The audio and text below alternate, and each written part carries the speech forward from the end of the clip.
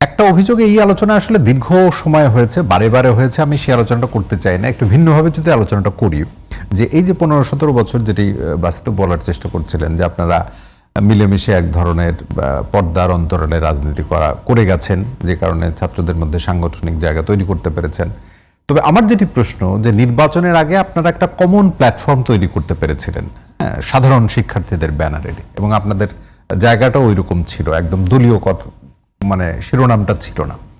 কিন্তু পরবর্তীকালে নির্বাচনের আগে, মানে আপনিও বলছিলেন যে আপনি বিভিন্ন প্রার্থীর ক্ষেত্রে গিয়েছেন, মানে কমিটমেন্টের জায়গা হিসেবে যদি বলেন, ডাকসুর যারা নির্বাচিত হয়েছে, কমিটমেন্টের জায়গা কি ঠিকঠাক ছিল, নাকি কমিটমেন্টের ব্রেক হয়েছে? পরবর্তীকালে নির্বাচনে যেভাবে অংশগ্রহণ করা, সেটি কি সাধারণ শিক্ষার্থীদের দৃষ্টিকটু ছিল নাকি দৃষ্টিগ্রাহ্য? কি মনে করেন আপনি? না, কমিটমেন্ট ব্রেক হয়েছে বলে আমি মনে করি না। যদি সাধারণ শিক্ষার্থীদের কোনো ব্যানার, মানে আপনি একটা প্ল্যাটফর্ম তৈরি করলেন সাধারণ শিক্ষার্থীর ব্যানার, সেখানে যখন আপনি নির্বাচনের সময় কোনো ব্যানারে দাঁড়িয়ে, যদি কারণ আপনি তো জাতীয়তাবাদী ছাত্র দলের মতো না, উনি তো বলছেন অঙ্গ সংগঠন, আপনারা তো অঙ্গ সংগঠন না। আমি একটু ভিন্ন জায়গা থেকে একটু ব্যাখ্যা করি। সাধারণ শিক্ষার্থীদের কোনো প্ল্যাটফর্মে দাঁড়িয়ে কোনো প্রতিবাদ সভায় সামিল হওয়াটা, এটা যদি সমস্যাজনক হয়, না সেটাই তো রাইট বলছি। ছাত্র দলের প্রার্থী আবিদুল ইসলাম, উনি 2020 সালেও এরকম সাধারণ শিক্ষার্থীদের একটি ব্যানারে রাজু ভাস্কর্যে দাঁড়িয়েছিলেন। তো এরকম ঘটনা, আমি অনেকগুলো প্রোগ্রামে দাঁড়িয়েছিলাম, শিবিরের প্রোগ্রামে আমি দাঁড়িয়েছি। এতে করে কোনো আমরা যে আমি দাঁড়ানোর কথা বলছি না, সাধারণ শিক্ষার্থীদের দিয়েই কিন্তু আপনি নির্বাচনী জয়লাভ না, এটা দিয়ে নির্বাচনী বৈতরণী আমরা পার হই নাই। আমরা যখন যাচ্ছি সাধারণ শিক্ষার্থীদের কোনো প্রোগ্রামে, আমরা আমাদের পরিচয় নিয়ে যাচ্ছি, আমরা বলছি ভাই আমি কিন্তু শিবির করি, তোমার এখানে থাকলে তোমার কোনো সমস্যা হবে। আপনাদের প্যানেলের নাম কি ছিল? ডাকসুর যে প্যানেল? না, ডাকসুর যেটা প্যানেল, সেটা তো আসলে জোটবদ্ধ প্যানেল, সেখানে আমরা ছিলাম, আমাদের সাথে অন্যান্য ছাত্র শিবির প্যানেল ছিল না, এরকম তো নাম না, শিবিরের নিয়ন্ত্রিত, সেখানে অন্যান্য আরো মানে জোট যেভাবে হয় সেভাবে প্যানেল ছিল। ইনকিলাব মঞ্চ থেকে জুমা আসছে, তারপর সর্বমিত্র চাকমা আসছে, তারপর হচ্ছে আরো একটা মেয়ে আসছে, সে কমন রুম ক্যাফেটেরিয়া নির্বাচন করেছে। তো নির্বাচনকালীন যে জোট, সেই জোটের সাথে ইতিপূর্বেকার কোনো সাধারণ শিক্ষার্থী পরিচয় আন্দোলন করা, এটা তো সমস্যাজনক হইতে পারে না। আরেকটা ব্যাপার হলো, যদি সাধারণ শিক্ষার্থী কেউ হয়েই থাকে, ধরেন 5ই আগস্টের আগ পর্যন্ত অ্যাপলিটিক্যাল স্টুডেন্ট ছিল, 5ই আগস্টের পরে শিবিরে যোগ দিয়েছে প্রচুর স্টুডেন্ট, 1-2 না, শত শত স্টুডেন্ট। এখন আপনি কি তাকে এই যে তার মধ্যে রাজনৈতিক সচেতনতা তৈরি হইল, সে যে পলিটিক্স করতে চায়, পলিটিক্যালি সে অ্যাক্টিভ হইতে চায়, এটাকে আপনারা প্রতি মুহূর্তেই বেশ, আমার মনে হয় আমাদের রিক্রুটমেন্ট আপনাদের মূল যে মানে জামাত শিবিরের সাথে আপনাদের সেই অর্থে কোনো সম্পর্কের জায়গাটা তো ওইরকম নাই, সাংগঠনিক নাই, আদর্শিকভাবে তাদের সাথে আমাদের মিল আছে অবশ্যই। মানে সেটির মাধ্যমেই কি নির্বাচনে যেভাবে আপনারা প্রচারণা চালিয়েছেন এটা করা মানে ঠিক আছে?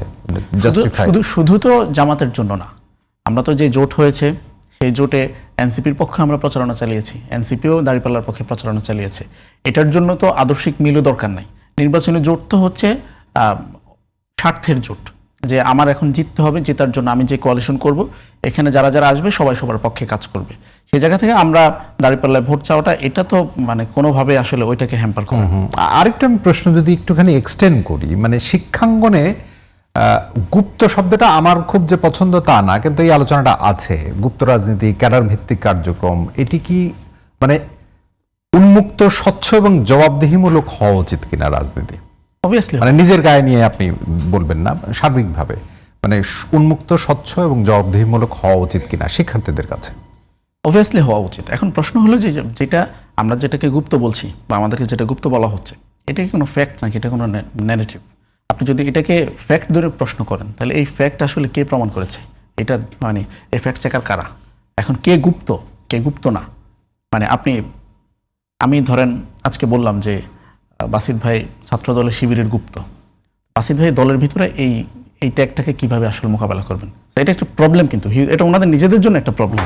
আপনি যখন যাকে তাকে গুপ্ত বলবেন, যেমন আপনি একজন প্রেজেন্টার, একজন সাংবাদিক, ঠিক ওনারা কিন্তু শাহবাগ থানায় 6 জন সাংবাদিককে গুপ্ত শিবির বলে পিটাইয়ে মারছে। এটা কিন্তু খুব মানে সিম্পল ব্যাপার না। আপনি দেখেন, আমরা আমাদের রেগুলার কাজ করি, আমরা ঢাকা বিশ্ববিদ্যালয়ে নবীন বরণ করলাম, প্রায় 3500 থেকে 4000 শিক্ষার্থী রেজিস্ট্রেশন করে আমাদের প্রোগ্রামে আসছে। আমরা আমাদের কাজে আছি, ছাত্রদলও তাদের কাজে আছে। আমাদের ওই প্রোগ্রামের পর দিন 2টা হামলা করে 15 জনের হাত পা ভেঙে দিছে। তো এই যে ব্যাপার, আপনি দেখবেন আমরা এখানে কথা বলছি, ওনারা ধর্ষণ বিরোধী মিছিল করতেছে ঢাকায়, নারায়ণগঞ্জে ওনাদের আরেকটা গ্রুপ গণধর্ষণ করতেছে। তো আপনি এটাকে আসলে কিভাবে ব্যাখ্যা করবেন? আপনি আমাকে গুপ্ত বলবেন, কিন্তু আপনি গুপ্ত বলে আপনি দেখা গেছে যে একদম সাধারণ মানুষদেরকেও মারতেছেন। তো এই গুপ্ত জিনিসটা অবভিয়াসলি প্রবলেমেটিক।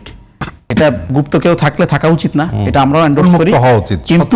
কিন্তু আপনি যখন এটাকে মূল বিষয়ের বাইরে যে এটাকে রাজনৈতিক হাতিয়ার হিসেবে ব্যবহার করবেন, ঠিক এই জিনিসটাই আওয়ামী লীগ ব্যবহার করতো বিগত 16-17 বছর। কাউকে মারার জন্য শিবির বা শিবির সন্দেহ মারাটা বৈধ, লিগালাইজ। তো লিগালাইজ করা হইতে হবে।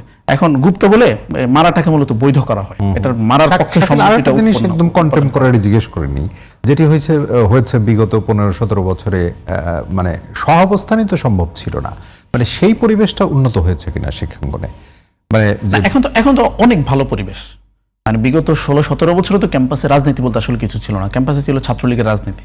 এখন তো হলে শিবিরের কর্মীরা থাকে, ছাত্র দল থাকে, ছাত্র শক্তি থাকে, সবাই থাকে।